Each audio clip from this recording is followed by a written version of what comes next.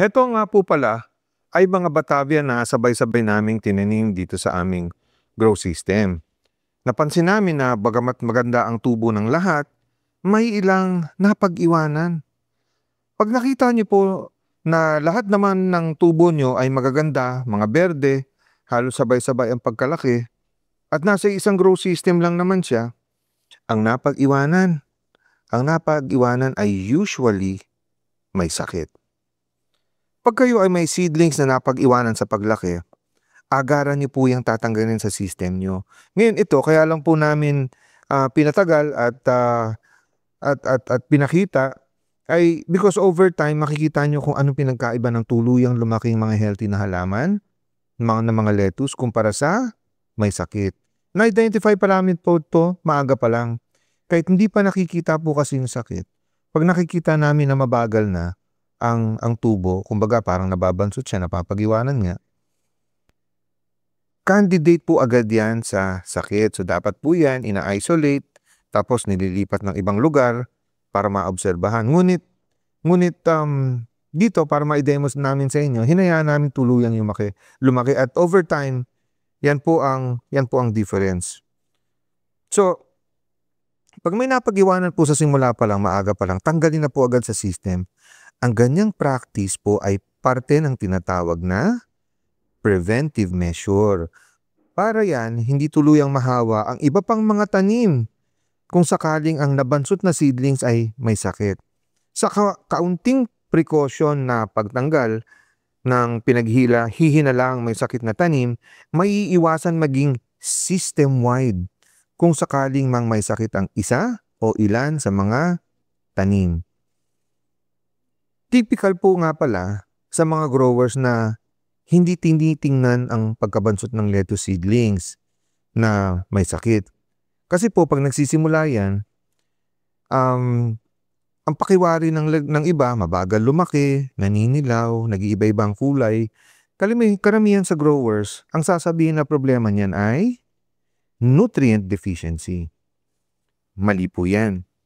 Kailangan na naiintindihan ang physiologic conditions ng tanim bago husgahan na nutrient deficiency. Remember that identifying the problem is half the solution. Kung ang disease problem ay misidentified as nutrient deficiency, nutrient solution lang din ang magiging solusyon. Ano ang mangyayari? Pabalik-balik lamang ang problema at hindi mo na alam kung ano ang tunay na dahilan. Identifying the problem correctly will therefore empower you to actually solve the problems. Ingat din po kayo sa mga nagpapanggap na eksperto. Ang laging itinatanong, ano ang nutsol mo? Tapos, ang solusyon, nutsol din naman. Kahit araw-araw kang magpalit ng nutsol at kung hindi mo alam kung ano ang pinagmula ng problema, sayang ang pera at sayang ang oras mo. Also, sa pagpili ng mentor, sa tanim o kung ano man sa buhay, umili ng may kredibilidad. Tao na lubusang naiintindihan ang isang bagay. Kapag naiintindihan, na ipapaliwanag ng tama, tingnan niyo din po ang credentials. Halimbawa, ang pagsusot ng puting laboratory coat tulad sa mga commercials o tagal ng isang tao sa pagtatanim ay hindi yan sukatan ng pagiging isang professional o lehitimong professional. Halimbawa din, nag-endorse ng listahan ng pesticides para gamitin sa recirculating system. Kung ang nag-endorse ay hindi professional, hindi niyan alam ang peligro na dulot nito sa kalusugan. Ang mga totoong professionals, kaya nga may lisensya ang mga yan, pinag-iingatan nila ang kaligtasan ng sino man. And this is why here at NutriHydro, we work only with licensed professionals. We value the safety of the growers out there. Now, balikan na po natin itong mga lettuce. Sabay itinanim at pare-parehas lang ng parameters, pero itong isa, parang hindi na talaga lumaki. Stunted growth kung ika. At ito nga pong tinitingnan natin, wala na, dapa na. Ang tawag na po dyan officially, by textbook definition, yan na po yung tinatawag na damping off. Yeah? Ang damping off na ito po, particular itong damping off na ito, ay sanhi po ng tinatawag na fusarium. Paano po natin nalaman na fusarium yan? Kasi po, yung crown po, ang ibig sabihin ng crown, yung where the stem, yung tangka, yung main stem niya, meets the roots, yan po yung crown, ay nabubulok. So yan po ang pangunahing sintomas ng fusarium. Ang fusarium po is actually a fungus in nature. Ang function ng fungus ay actually mag-decompose. Mag-decompose o bulukin yung mga organic na bagay. However, in cultivation, pag nagka-fungus sa crop cultivation, sa crop production, pag nagka-fungus, crop loss yan, pagkalugi. Ngayon, paano po ma-identify ang fusarium sa lettuce? So, ilalatag ko, hindi ko po kaya kasing hawakan itong camera at itong tanim at the same time. So, ilalatag ko po dito, ilalatag ko po dito sa table. Bigyan niyo lamang po akong ilang minuto, babalikan ko po kayo. So, we're back. Paano ma-identify ang fusarium sa lettuce? Pumapasok ang fusarium sa ugat. Sa ugat at paakyat sa tanim. Binabarahan nito ang tinatawag na xylem vessels.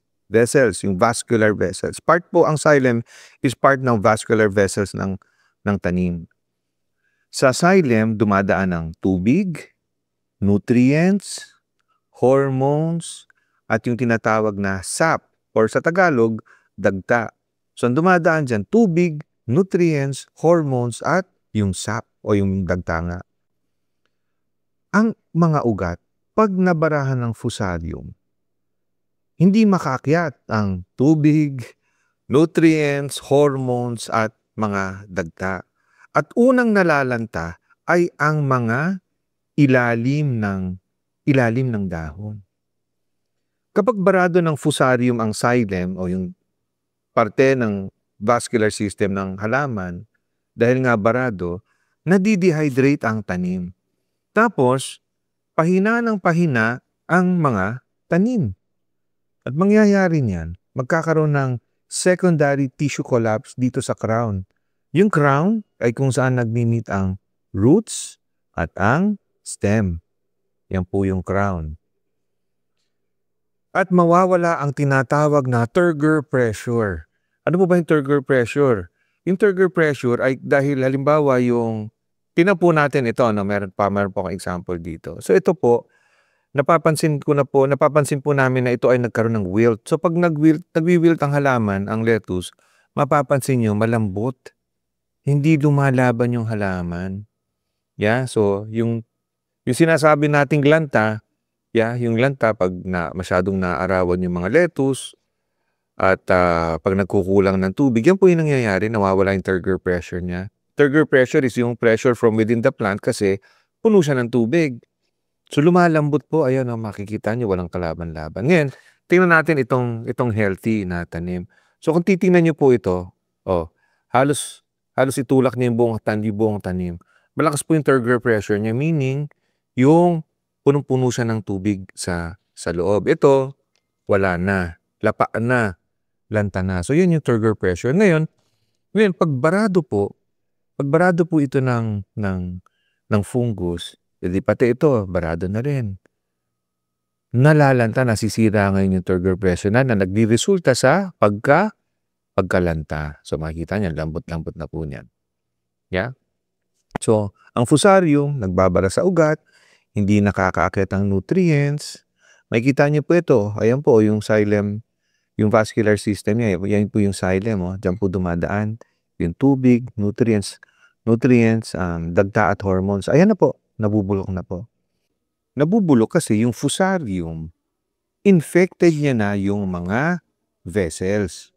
Yung fusarium. In fact po, may mga lettuce na hindi mo rin nga makita, para bang kumbaga sa tao, asymptomatic din po siya. Hindi mo makikita yung symptoms niya. Kaya, dahan-dahan po, paminsan dahan-dahan po itong fusarium na to . So, ang nangyayari ay, yan po, bumabagal ang paglaki. Ngayon, sa umpisa, hindi nga po 'to basta-basta napapansin. So, sa umpisa, bagal yung paglaki, tapos mapapansin niyo, nag-iiba yung kulay. Nag-iiba yung kulay, yan, nagkakaroon ng deficiency. Siyempre, magkakaroon talaga ng deficiency yan dahil hindi makaakyat yung tubig sa xylem sa xylem vessels, hindi makaakyat yung tubig. Hindi na makaakyat yung tubig, hindi pa rin makaakyat yung nutrients. So, diyan po kung ano-ano, makikita ko po yan palagi sa community of growers, kung ano-anong pinag-uusapan na yan po, panay deficiency. Pero, yun pala, fusarium dahil nababarahan yung ugat, at hindi makaakyat ang tubig, nutrients, nagdudulot ng pagabansot, nagkakaroon ng secondary destruction, cellular destruction po sa crown at bigla po yan tumutumba. Ngayon po, pag tumumba po yan, ng seedlings pa lang, yan po yung tinatawag natin na damping off. Pag malaki na po ang lettuce, ang tawag naman dyan, pag nalanta, bigla na lang bumagsak, at biglang bumagsak, di na nakabawi. Ang tawag naman dyan ay proper fusarium wilt na or crown wilt. So tatandaan niyo po yan ang sintomas po ng fusarium ay, kasi dapat po yan, di ba? Lettuce yan, letsugas yan, mahahaba ang buhok niyan, gabuhok. Mahahaba ang roots niyan, gabuhok. Ngayon, pag nabarahan siya ng fungus ng fusarium, ayan na. Nagkakaroon na siya ng nag-iiba na po yung itsura, nagmo-morphological change na po yung roots. Tumataba kasi nga nagbabara na tumataba. So yung roots pinipilit niyang mag-adapt sa changes to survive. But of course, it's very hard for the plant to win even if makarating siya ng 40-45 days.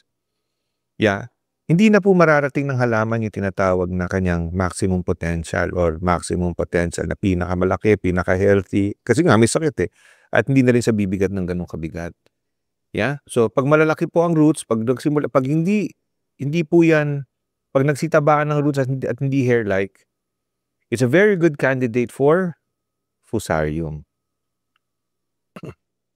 Ngayon, karaniwan po nanggagaling ang fusarium sa lupa, sa kontaminadong tubig, sa lumang ugat ng patay na halaman, sa medium, o sa mga gamit na hindi nalinis ng mabuti tulad ng styrocups at trays.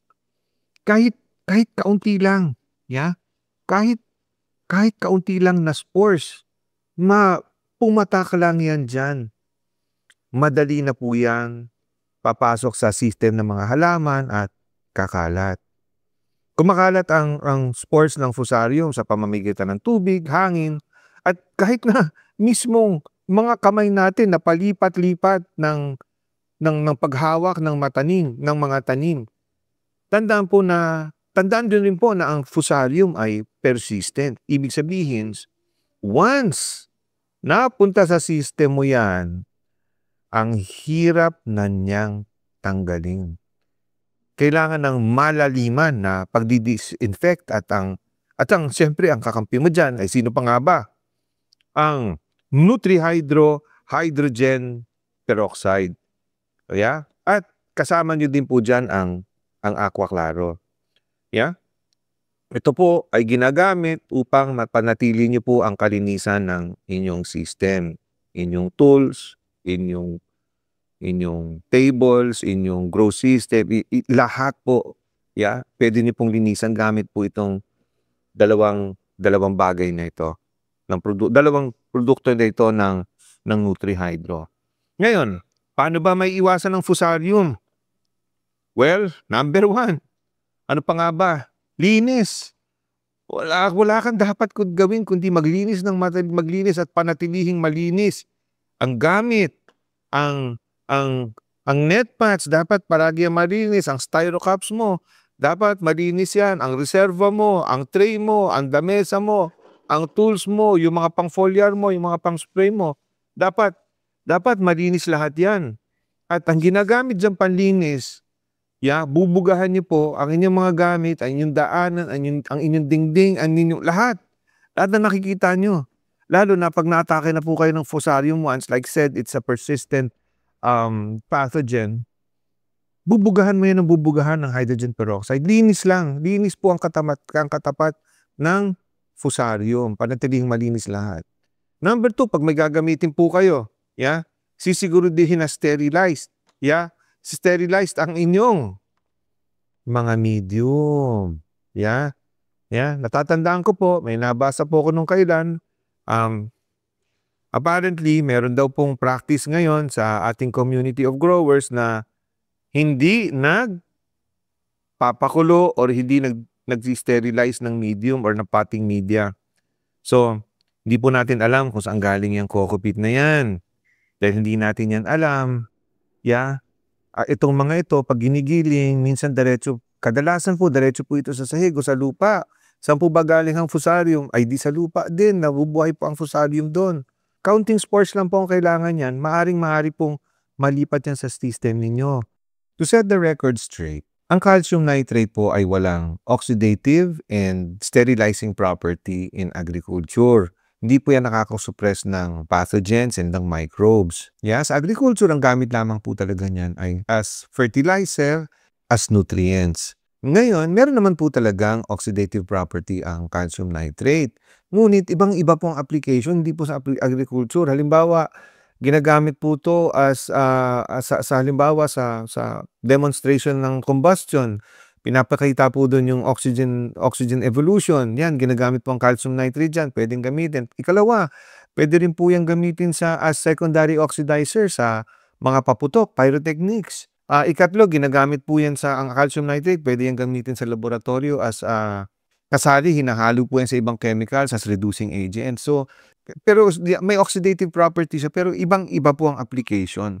Ngayon, pakiwari ko po kasi nga kinopya lang. Hindi pa sinuring mabuti kung ano yung ituturo sa ating community of growers. Yan po ang problema dyan. Siyempre, tayo po'y Pilipino, yung mga tao doon, Vietnamese, words, meanings may have been lost through translation. So, inaituro po sa atin, mali na. Hindi ka na kailangan mag-sanitize or disinfect ng coco peat mo o ng medium mo.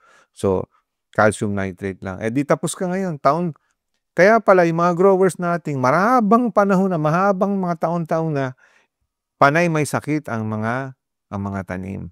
Ang ating pong hobby, ang ating kabuhayan, hindi po yan pwedeng galing sa mekus-mekus o galing sa hula-hula. Mahirap na po, no? Pera at oras natin na nakasalalay dito. So what do you do? So, lalo na po ang coco peat, dahil hindi po natin yung sigurado kung paano pre-process, gawin niyo po yung nakagawian natin na noon pa.